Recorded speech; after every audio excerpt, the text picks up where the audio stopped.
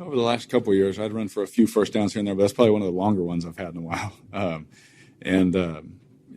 After I ran it, I looked over at Marcus and I gave him one of these. He just started laughing. I always call myself Carr, and he gets a kick out of that one. Anytime I scramble in practice or in a game, I'll come up to him and be like, Carr, bro, and he'll laugh at me. This is a Hawk Dodgers podcast.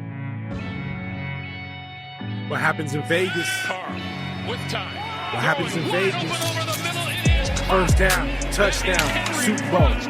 Vegas Heat, Sin City Streets, Reds 2 cold. Touchdown. Carr to Waller, it can't be stopped. Jacobs with the rock. O-line hit the blocks. Offense off the chain. Defense is ready. Raider Nation, one goal, just win Vegas. What happens in Vegas? What happens in Vegas? What happens in Vegas? It is Victory Friday. You don't get to say that too often. The Raiders played Thursday Night Football against the Dallas Cowboys in Dallas. The 7-3 Dallas Cowboys versus the 5-5 Las Vegas Raiders. And the Dallas Cowboys fell to the Raiders in overtime by a field goal, 36-33. The Raiders now sit at 6-5. The Dallas Cowboys 7-4. In terms of divisions, the Cowboys still sit atop their division. The Raiders, not so much. AFC West is still crowded, as we've mentioned previously. Chiefs 7-4. They have not played yet this week. Chargers 6-4. Raiders 6-5. Broncos 5-5. So it's still jammed up. It's still tight. It's still not a pretty sight, but nonetheless, it is what it is. The Cowboys keep falling to the AFC West, which is kind of an interesting thing there. But yeah, here we are. I mean, the AFC West is still wide open. As we've been speaking, this thing is going to come down to the wire. It's not going to, no one's going to run away with this thing. Actually, the Chiefs are off this week too. So, the Chiefs will sit at, their current record. We'll see if the Chargers get a win. If the Chargers lose and the Broncos lose, man, this is going to be really interesting.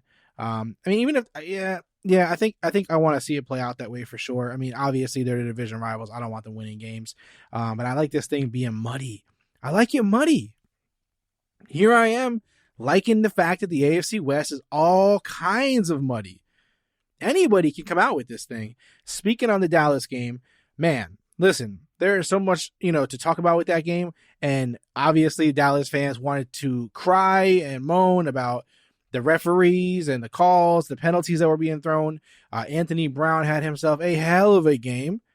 That is one you would love to forget. But I mean, listen, I'm not one to do this, and maybe it's because I'm just conditioned this way as a Raiders fan. We all know, as Raider fans, we feel that the refs are biased towards the Raiders. It's always felt this way. It doesn't matter where the Raiders play at. It doesn't matter who coaches them. It doesn't matter who's the quarterback. We always feel like the Raiders get, the bad end of the stick when it comes to penalty calls. So maybe I'm just conditioned this way to stop blaming the refs at this point. I don't even care. I hardly acknowledge it. Even if there's a bad call, I'll say there's a bad call, but I won't be like, we lost that game because of the bad calls, and there's plenty of them. There really is. Even in this game, there were bad calls on the Raiders. If you say there wasn't, you're lying.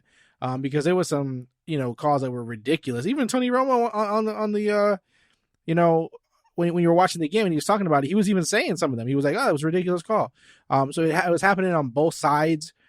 If you want to, do that, if you want to have that conversation, but overall, it was just a lot of penalties, a lot of flags being thrown, and it does make the game less enjoyable, right? Regardless of who wins. But the Raiders and the Cowboys somehow made this game still fun to watch. Derek Carr had 373 yards, 1 touchdown. I believe the Raiders are now all 6 wins when Derek Carr goes over 300 yards. You can credit that to Derek Carr going over 300 yards, or you can credit the fact that he got to throw that many yards because the team was playing well overall. And of course, when a team plays well, it leads to victories. The running game got going a little bit better this week. Josh Jacobs had 87 yards and a touchdown. Kenyon Drake had 25 yards, not a ton. Even Derek Carr had himself a moment where, he had a nice big first down run. Mariota rushed for a touchdown in the red zone. Again, the red zone is key to the Raiders winning or losing. Get Mariota in there. Throw the deep ball. Make plays. Stop settling for field goals. You have the players that are needed to tough this out and get red zone touchdowns. It's not that difficult. It's about the play calling and the execution of it. Receiving wise, Hunter Renfrow, 134 yards. He was catching deep balls. Derek Carr joked, "Hey, see, you are a deep ball receiver." DeSean Jackson, finally we used DeSean Jackson, 102 yards, 1 touchdown off of only 3 receptions. He was getting busy out there. The touchdown set the tone for the whole game. And again, this is where I say, I know, we've talked about the absence of Henry Ruggs and how that affects this team. And here is exactly what I'm talking about. That was the kind of play you would give to Henry Ruggs. That was exactly the kind of tone setting, deep play, put the ball in the playmaker's hand, let him do something. That's the exact kind of play that was for DeSean Jackson. So I'm glad they broke that out for him. Hopefully they continue to do that more and more, because for me, I want to see more DeSean Jackson. I'm not even satisfied with what we got there. Zay Jones, 59 yards, not bad. It's good to see Zay Jones get 5 receptions, bounce back a little bit. He was making some plays too, so no shade on him. Darren Waller had a couple of good catches, but he got hurt, which is definitely going to be the headline leaving this game. Definitely going to be an issue.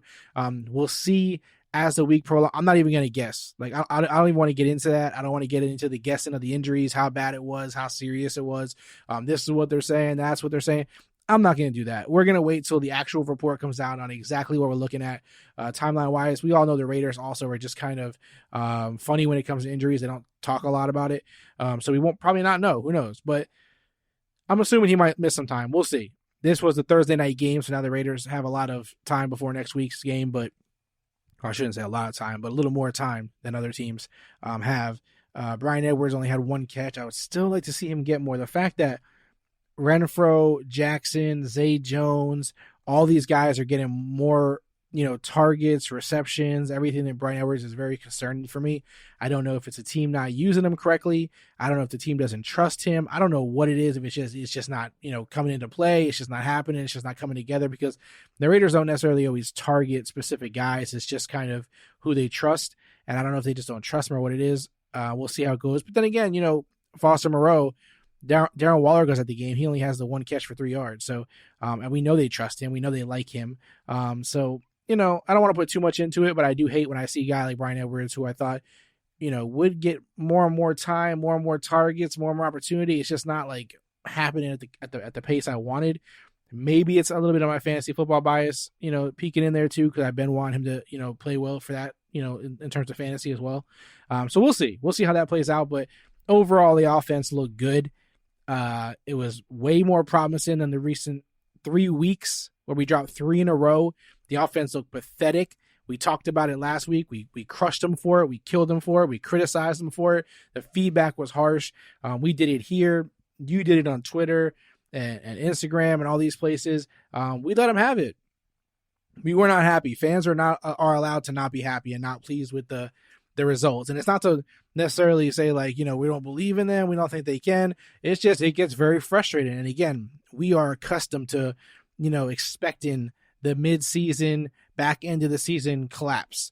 Not to say that this, means that the Raiders will go on a winning streak here. Who knows? We'll see how it plays out. But it's good to get this victory. Thursday Night Football, Thanksgiving Day, in Dallas. Just, put on a big-time show. So that was good. Defensive-wise, if we look on the defensive side of the ball, Abram, again, out here crushing it with the tackles. We had, I think Ngakoue was the only one with a sack. So the only sack, no interceptions, no fumbles either. So on the defense, a quiet day. I mean, they allowed Dallas to put up 33 points. Some of that was actually a touchdown on special teams. So I don't want to give them too much. I don't want to I got to cut that back a little bit to give them their proper due. But they allowed just enough for the Raiders to get the win. It wasn't their best game. Some guys stood out, but they were getting killed by Schultz, the tight end. I mean, they were just getting killed. And Casey Hayward was getting crushed by Michael Gallup. It was like they didn't target Gallup enough with the way that Hayward was getting he was just getting ate up out there, man. I mentioned it on Twitter, at Clock Dodgers on Twitter and Instagram. Follow me there so we can continue the conversation and have conversations about this football team, especially during the games. Again, shout out to everyone out there and what happens in Vegas land that, what happens in Vegas Nation, baby. You guys who follow on Twitter, I love chopping it up with you guys throughout the game. You guys are awesome. And shout out to the team, the fans of the other teams who also happen to drop by and, talk a little shit here and there. I appreciate y'all. You guys keep it fun. But yeah, I mean, we were talking about this and just Casey Hayward was getting ate up by Gallup. Everyone was getting ate up by Schultz. He was getting touchdowns that felt like left and right. So, when you look at the Cowboys and how they did score, Ezekiel Elliott did score a touchdown rushing the ball. But again, Dalton Schultz had a touchdown. There was a couple of guys with touchdowns. I guess Dalton did eat him up like crazy, but the times that he did, it just looked bad, I guess. But Michael Gallup, Cedric Wilson, they had some big plays. So definitely things to clean up there. And, see how it goes. We did give up a few sacks. That wasn't pretty, but it is what it is. Offensive line could have definitely performed a little better in that sense, but no interceptions from Carr, which is always welcoming and a big thing. Like when you look at these games, and we talk about it all the time, especially when the Raiders lose or when the Raiders win, why this happens. And a lot of times you're always going to have the part of the conversation where you say, how many penalties did you give up in key situations? Because the Cowboys had a lot of third down penalties, a ton.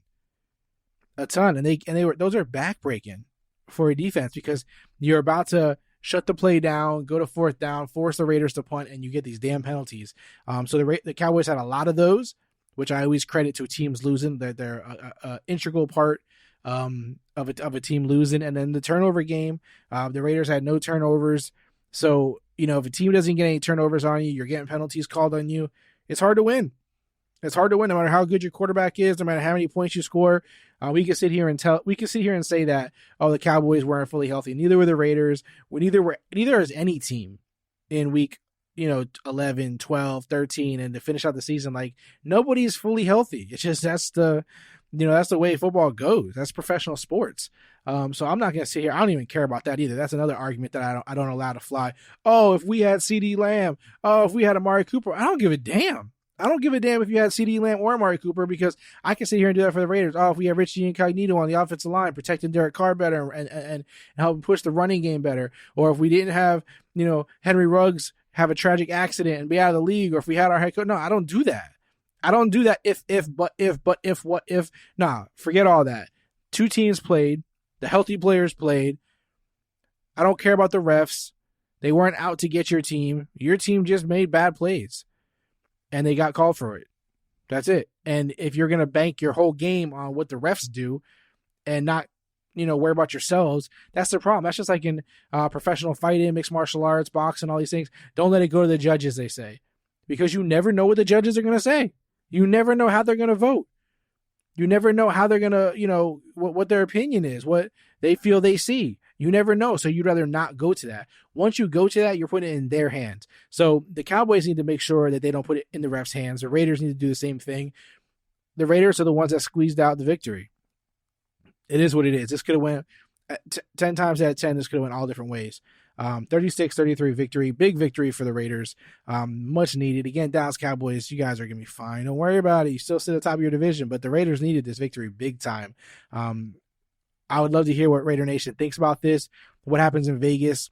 You can leave your comment or review you can leave a review, a 5-star review on the Apple Podcast app. When you do that, I will go on there. I see the reviews. I love you guys for leaving them. I really appreciate it. Again, it always helps, make other new listeners aware of what we're doing here and helps them, kind of see what's happening, what we're talking about, what's going on. This podcast is popping. I definitely need to subscribe. So if you leave your review there, I'll read it on the air no matter what. But if it's if you have a certain comment about the Raiders, an opinion, something you think they should do, change, what you think's working, what you think's not working, if you leave it there in your review, I will 100% get it onto the air. So that's your best chance of having what your thoughts and opinions stuff shared on the show.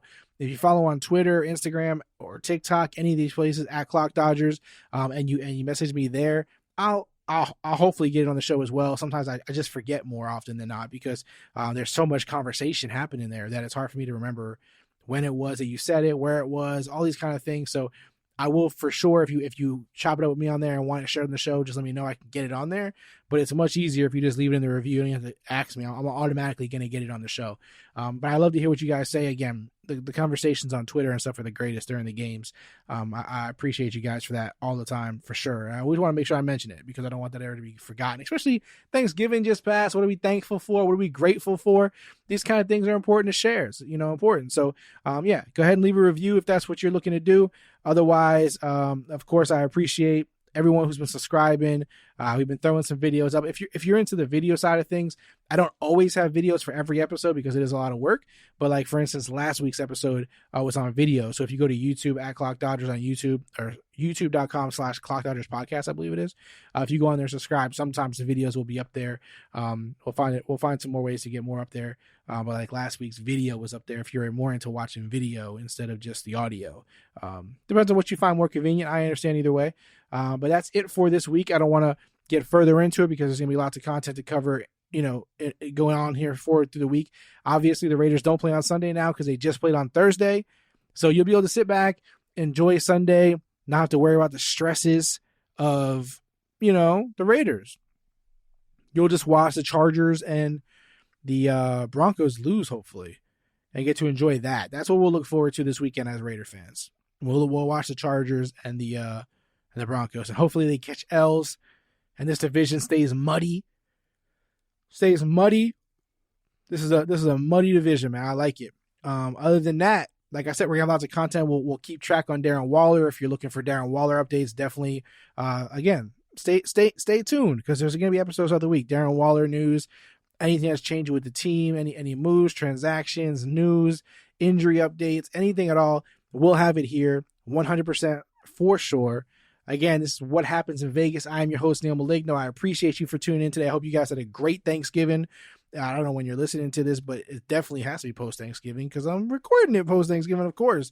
So I hope you had a great Thanksgiving. I hope you're having a great holiday season. I hope everything is good. I hope you guys are blessed. And I will check in with you guys again next episode. Other than that, What Happens in Vegas is Raiders football. This is the Clock Dodgers podcast.